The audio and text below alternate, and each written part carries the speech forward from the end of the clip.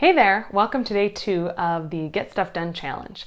I hope that day 1 is done and in the books, and it's okay if you didn't check everything off the list because that's what this is. It's a work in progress. So the first thing you want to do today before you make your next list for tomorrow is assess and revise, because we can't fix our problems if we haven't looked at them to see what they are. Okay, so if you didn't quite get things done today, look at them and say, was I being specific enough? Did I dissect down what I needed to get done into little 20-minute sections and segments to cross off, or did I keep those too big?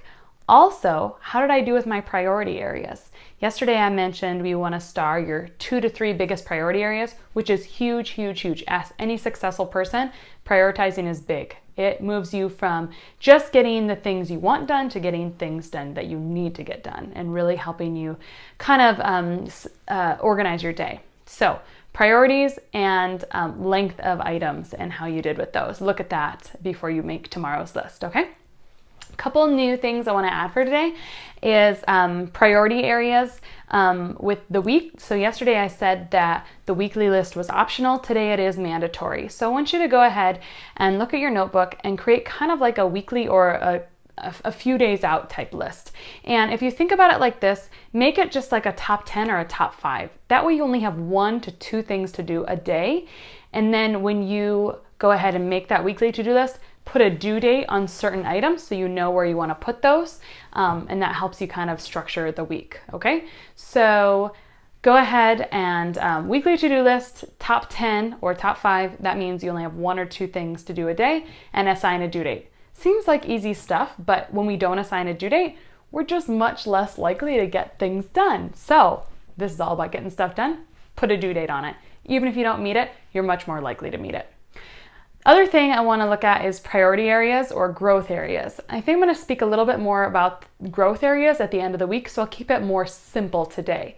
So what I want you to think about is maybe a project that you've been wanting to get done, like that scrapbook, or maybe you needed to clean X, Y, and Z, or something in the garage. I want you to take that project area that you need to get done, divide it out into segments, okay? And then take one little piece of that, maybe that's one of the pieces of your weekly to-do list, and put it in on your daily list. So little 20-minute segments again, take a big project, brainstorm things that have to happen for you to finish that project, and just take little pieces of that project, those action lines, and add them to your to-do list. Because goals are all about reverse engineering and breaking them down into smaller pieces, making your mountains into molehills so you can jump right over them.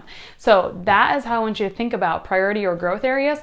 Just think about a project or something that you haven't been able to get done and move toward that one. But first, brainstorm, make a separate list on like, what are some of the things that would have to happen for me to even accomplish this? And then make sure that those items are small enough, 20 minutes or less, and then start adding those little pieces to your to-do list throughout the week, okay? So go ahead and reply to me in this email and let me know what your priority or growth area is gonna be. Let me know how your first day went, and let me know what's helpful to you or what you wanna be moving towards next, okay? So I think that is it, and I will see you tomorrow.